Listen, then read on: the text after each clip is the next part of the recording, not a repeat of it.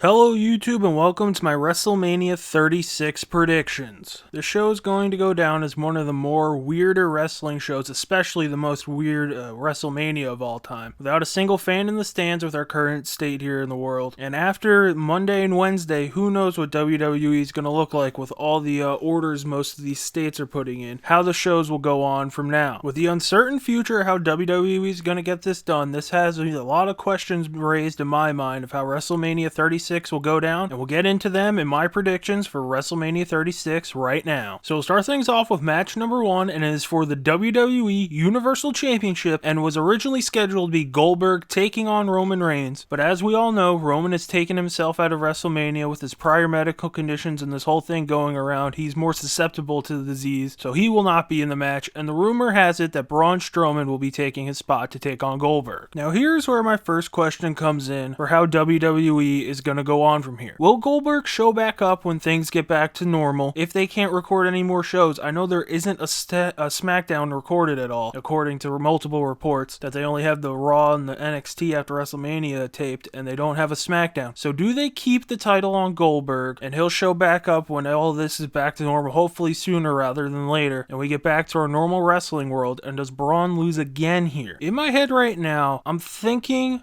they could keep the title on Goldberg and then have the match that was supposed to happen here with Roman and Goldberg way down the road. But my pick will be Braun Strowman to beat Goldberg to become the new Universal Champion. My thinking here with Braun winning the title is Roman is supposedly being taken out of the match in a unique way tomorrow night on SmackDown. And I feel like that can play into a story with him and Braun to where that Braun winning the title would make sense. And plus, if we look at Braun's history in world title matches in the past, he hasn't won any of them. He got rocked by Brock the one time. He was in that four-way. That didn't go well. Braun seems to always choke at the biggest moments in this current role. And I think a win here could help buck the trend of Braun just losing in the big moments where he finally gets his big win at WrestleMania. So now on to match number 2. In match number 2, we'll see Aleister Black taking on Bobby Lashley in one of the many "why is this match happening" matches on the show. My pick to win here is Aleister Black. Aleister Black's been on a roll. He's just running through people. He'll get a big win here at WrestleMania, running through Bobby Lashley, and hopefully move on to something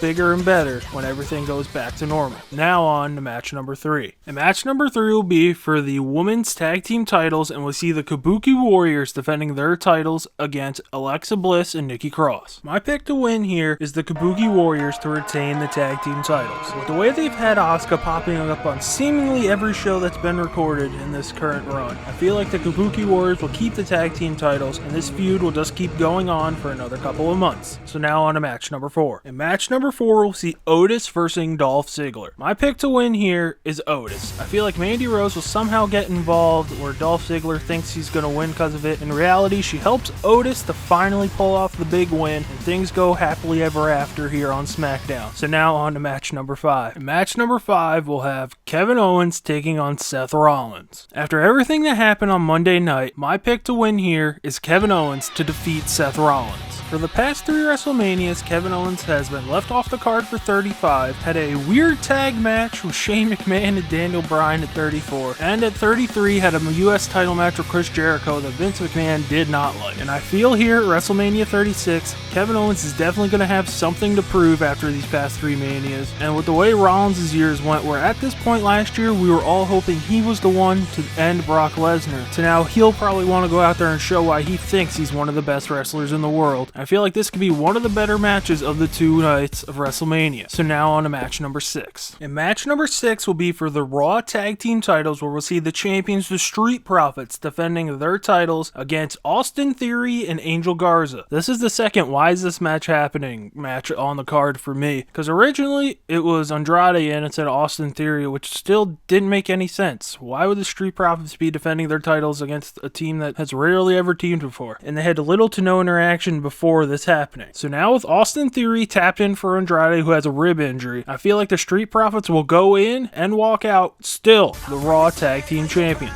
After Montez Ford flipped on to the ramp on Monday night and just landed on the steel, you just hear the dinging from his body crashing down. I feel like the Street Profits should definitely keep the tag team titles and pull some continuity in the Raw tag team division after we had a little flipping around with the tag titles, where 3 or 4 teams have had the tag team titles in such a short span. I think the Street Profits keeping them and running with them for a good amount of time could do some good for the Raw tag team division. So now on to match number 7. And match number 7 was made by our guest host here, Gronk, and is our third "Why is this match happening?" match of the night here, where we'll have Elias taking on King Corbin. After Elias pretty much died on Friday night, I feel like Corbin will keep the ball rolling here and get a win and beat Elias. Baron Corbin will just keep his WrestleMania streak rolling after he beat Kurt Angle last year and beat Elias here in a match that really doesn't matter. So now on to match number 8 of the evening, which will be for the NXT Women's Championship, and we'll have Rhea Ripley defending her title against the winner of the 2020 Women's Royal Rumble, Charlotte Flair. Stop me if you've heard this one before. A big star from NXT gets a match at WrestleMania, and they're still on a roll, and they're going to take on Charlotte Flair. How does that end? Differently than WrestleMania 34 where Asuka lost to Charlotte, I think Rhea Ripley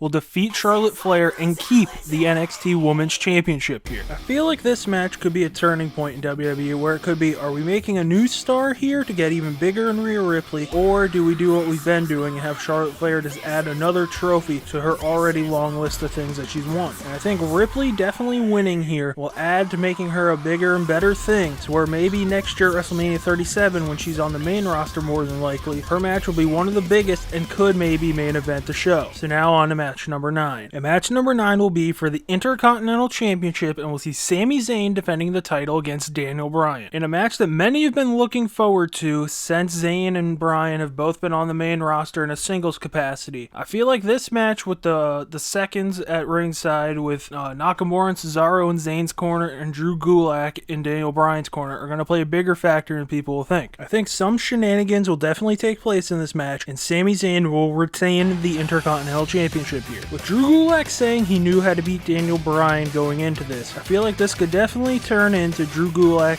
gave Zayn his secrets, he's going to say, and that's why Daniel Bryan will lose at WrestleMania. So now on to match number 10. And match number 10 will be a Firefly Funhouse match, and we'll see the Fiend Bray Wyatt taking on John Cena. With the build of this match basically being the Fiend pointing at the sign challenging Cena to this match, and a lot of it trying to play into the WrestleMania 30 match where a lot of people thought Bray Wyatt should have won then, I feel like Bray Wyatt will definitely get his win here in his own match. The Fiend had that weird match with Goldberg at Saudi Arabia, which we would like to forget, but I feel like this win against John Cena will play into he's getting people back, and we could see a Fiend run back to the Universal Championship, and it all will start here with a win at WrestleMania against John Cena. Now on to match number 11. And this match is currently listed as a triple threat tag team ladder match for the SmackDown tag team titles, where we see The Miz and Morrison defending the belts against The New Day and the Usos. But multiple reports have said The Miz will not be at WrestleMania. He got sick, so they sent him home. So now there's very conflicting reports with this match. We could see just Morrison defending against the Usos in The New Day. We could see a triple threat singles match where it's one member from each team in the match in a ladder match still, or the one that I saw where it was John Morrison defending the tag team titles against one member of the Usos in a ladder match. Now, with the way this match could happen has a lot of questions raised for me. Is WWE going to want to talk about this past situation that we've all been going through when they get back to normal? And I think they'll semi-bring it up, and that's why I think no matter which kind of match it is, if it's a singles triple threat, Morrison against the New Day versus the Usos, or just an Uso versus John Morrison, I think the Usos will walk out of WrestleMania the new SmackDown Tag Team Champions here. I feel like Morrison can play into it that my partner wasn't there and you guys got a cheap win, and then they can go on and keep going on with this rivalry and keep things going on to whenever the next pay-per-view or next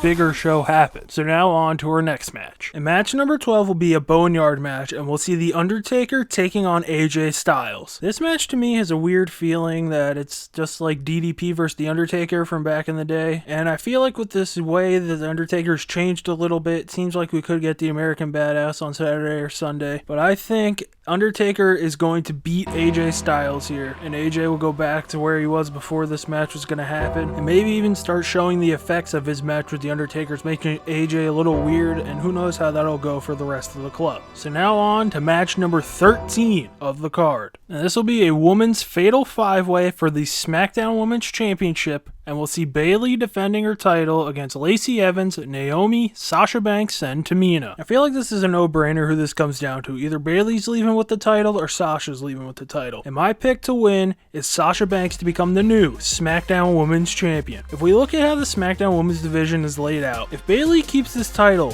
what else is going to happen?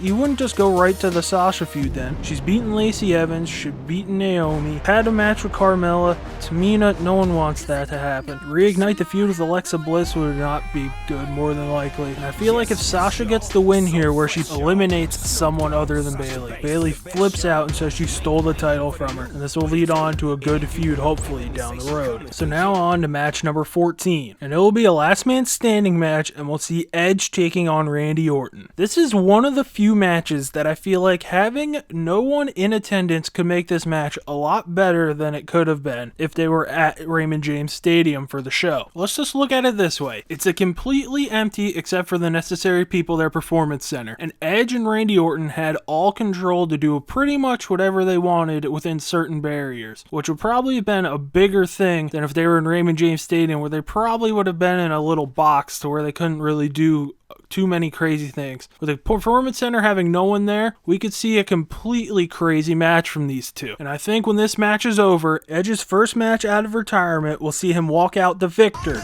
and he'll win against Randy Orton. Now with Edge getting the win here, I don't have an idea where he could go. If Money in the Bank were to happen, I think we could see Edge in that match maybe, since considering he won the first one, it'd be a good story. I don't know if they would put him at that risk. Could he jump right to the front of the WWE Championship hunt and maybe take on the winner of McIntyre Lesnar? I don't know. I feel like Edge could do some other things. Maybe he goes after Rollins from their segment back a couple years ago, where he said, "Oh, I'm gonna break your neck now." Maybe that could happen. That's actually where I think we're gonna go. We could see Rollins and Edge going at it after WrestleMania. So now on to the co-main event of the evening, and this will be for the Raw Women's Championship, and we'll see Becky Lynch defending the title against Shayna Baszler. Now there's many thoughts in my head of this match to where we'll figure out who's gonna win. I think if Paul Heyman really has full control, Shayna Baszler wins this match. As we saw in Elimination Chamber, she just went in and wrecked shop, and I feel like Heyman wouldn't want that to go to waste, and she would beat Becky Lynch here. If the rumors about Vince being not that high on Shayna Baszler after her Survivor Series matches and therefore performances after, Becky Lynch, I think, gets the win here. So when I think this match ends,